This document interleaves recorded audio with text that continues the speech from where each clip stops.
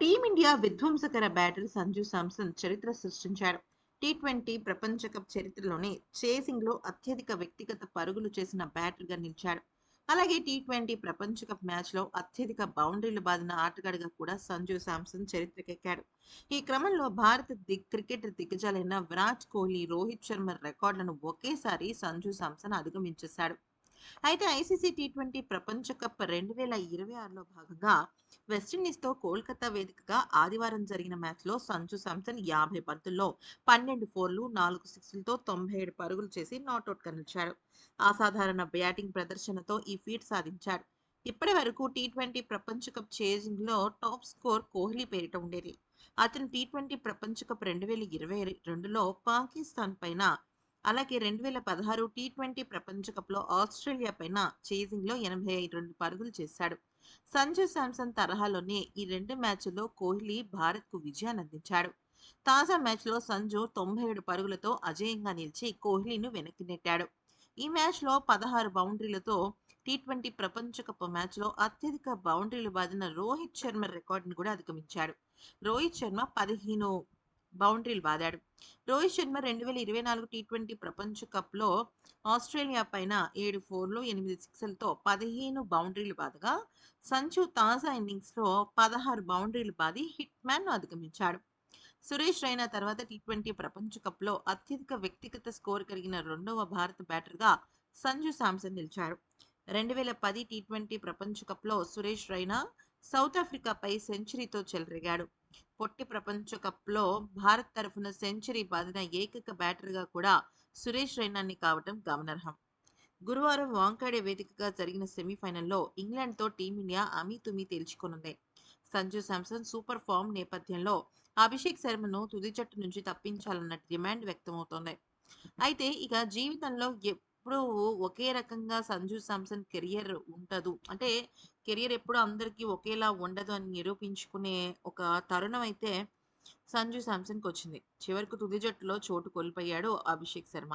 ఏ అభిషేక్ శర్మ కోసమైతే సంజు శాంసన్‌ని పక్కన పెట్టారో, ఇప్పుడు అదే సంజు శాంసన్ కోసం అభిషేక్ శర్మని పక్కన పెడుతున్నారు. అంతే మరి. జీవితం ఎలా మారుతుంది ఏంటనేది మనం చెప్పలేం. అయితే ఇక విషయంలోకొచ్చినట్టయితే భారత్ పేరిట 1 కాదు, 2 కాదు, ఏకంగా చెప్పాలి అంటే 13 భారీ రికార్డులు నెలకొల్పారు. అసలది ఏంటి అనేది గనుక చూస్తే, టాస్ ఓడి ముందుగా బ్యాటింగ్ చేసింది కదా వెస్టిండీస్. అయితే 195 పరుగులు చేసింది. అదే లక్ష్యాన్ని ఛేదించేందుకు భారత్ 5 వికెట్ల నష్టానికి 199 పరుగులు చేసేసింది. అయితే మ్యాచ్‌లో కేవలం పరుగులే కాకుండా రికార్డుల వర్షం కురిసింది. అదేంటంటే ఈ వరల్డ్ కప్‌లో పవర్ ప్లేలో సీమన్లు సగటున 1 డిగ్రీకి పైగా స్వింగ్ సాధించిన ఏకైక వేదిక ఇదే. ఇదే ఇక్కడ జరిగిన తొలి నైట్ మ్యాచ్ కూడా. ఇక రెండవది, ఈ టోర్నీలో భారత్‌పై వెస్టిండీస్ తొలి 50కి పైగా ఓపెనింగ్ భాగస్వామ్యాన్ని నమోదు చేసింది. అయితే మూడవది, వరుణ్ చక్రవర్తి ఈడెన్ గార్డెన్స్‌లో బాగా రాణిస్తాడు. కానీ ఈ మ్యాచ్‌లో కూడా కీలక భాగస్వామ్యాన్ని బ్రేక్ చేశాడు. ఇక షాయ్ హోప్ 33 బంతుల్లో 17 డాట్ బాల్స్ ఎదుర్కొన్నాడు. అంటే దాదాపుగా 51.5% అన్నమాట. టీ20 వరల్డ్ కప్ 2026లో 30కు పైగా బంతులు ఆడిన ఇన్నింగ్స్‌లో ఇది కూడా అత్యధికం. ఇక ఐదవది, ఈ టోర్నీలో వెస్టిండీస్ 70వ సిక్స్ నమోదు చేసింది. ఒక టీ20 సిరీస్‌లో ఫుల్ మెంబర్ జట్టుకు ఇదొక పెద్ద రికార్డ్ అన్నమాట.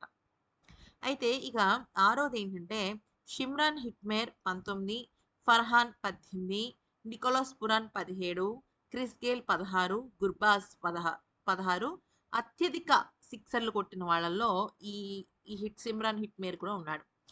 జస్ప్రీత్ బుమ్రా బౌలింగ్‌లో హిట్మేర్ 8 ఇన్నింగ్స్‌లో 23 బంతులు ఎదుర్కొని 15 పరుగులు మాత్రమే చేశాడు. 6 సార్లు ఔట్ అయ్యాడు. అయితే ఈ వరల్డ్ కప్‌లో భారత్ 13 క్యాచ్‌లు వదిలేసింది. ఇది కూడా ఓ రికార్డే. క్యాచింగ్ ఎఫిషియన్సీ 71.7 మాత్రమే ఉందన్నమాట. సూపర్ 8 జట్లలో ఇది చాలా అత్యల్పం. అయితే టీ20లో వెస్టిండీస్‌కు అత్యధిక సిక్సర్లు ఎవరు అందించారంటే 150 సిక్స్‌లతో రోమన్ పోవెల్, 149తో నికోలస్ పూరన్, 136తో ఇవిన్ లెవిస్, 124తో క్రిస్ గేల్, 99తో కిరాన్ పులార్. అయితే ఒక టీ20 సిరీస్‌లో అత్యధిక సిక్స్‌లు బాదిన జట్టేంటో తెలుసా? బల్గేరియా వర్సెస్ జిబ్రాల్టర్, టర్కీ అన్నమాట అది. Next West Indies, next Bharat versus New Zealand. So ఇలా నెక్స్ట్ బూమ్రా ఇచ్చిన 36 పరుగులు T20 వరల్డ్ కప్లో అతనికి అది రెండో అత్యధికం. 2016లో వాంఖడేలో 42 పరుగులు ఇచ్చాడు. ఎప్పుడు ఇలా జరగదనమాట, చాలా లోయెస్ట్ ఎకానమీతో ఉంటుంది. ఇక హోల్డర్ బౌలింగ్లో సంజు శాంసన్ 52 బంతుల్లో 57 పరుగులు, 4 సార్లు అవుట్, సగటు 14. అంటే తన బౌలింగ్లోనే ఎక్కువ సార్లు అవుట్ అయ్యాడని చెప్పుకోవచ్చు. ఇక సంజు శాంసన్ 97 పరుగులు చేసి T20 వరల్డ్ కప్ రన్ చేజ్లో భారత్ తరఫున అత్యధిక స్కోర్ నమోదు చేశాడు. అంతకు మునుపు ఈ రికార్డు విరాట్ కోహ్లీ పేరుతో ఉండేది. అలాగే మనం ఇందాక చెప్పుకున్నట్టుగా రోహిత్ శర్మ రికార్డును కూడా తను బద్దలు కొట్టాడనమాట. ఇకపోతే ఒక పెద్ద విషయం చెప్పాలి ఫ్రెండ్స్, అదేంటి అంటే ఇప్పుడు మనకి 4వ తారీఖున ఫస్ట్ సెమీఫైనల్స్. అదేంటి?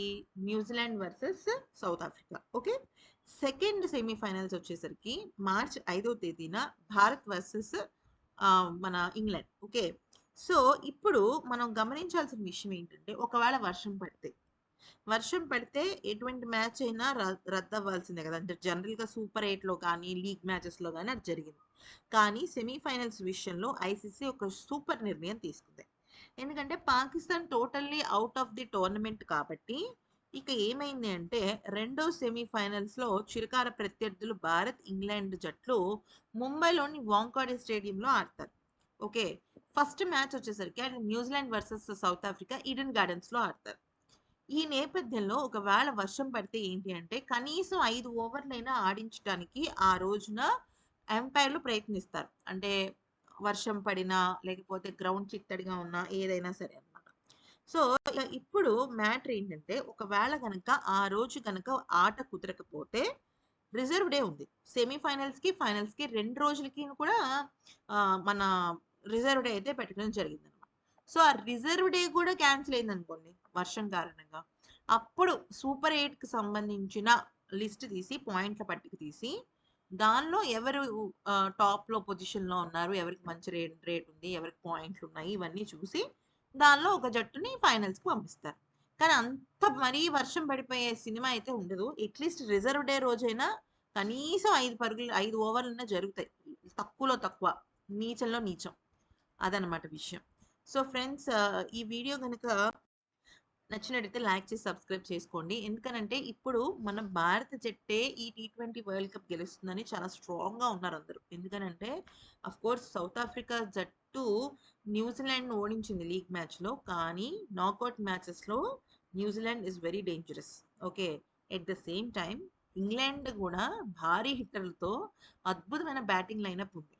సో మన భారత్ చాలా కష్టంగా అడుగు పెడుతుంది. అంటే నిజం చెప్పాలి అంటే మన భారత జట్టుకి ఒకవేళ మన భారత జట్టు సెమీస్లో గెలిస్తే ఐదర్ న్యూజిలాండ్ అయినా లేదంటే సౌత్ ఆఫ్రికా అయినా. ఒకవేళ సౌత్ ఆఫ్రికా అయితే మాత్రం 2024 చరిత్ర రిపీట్ అయినట్టే.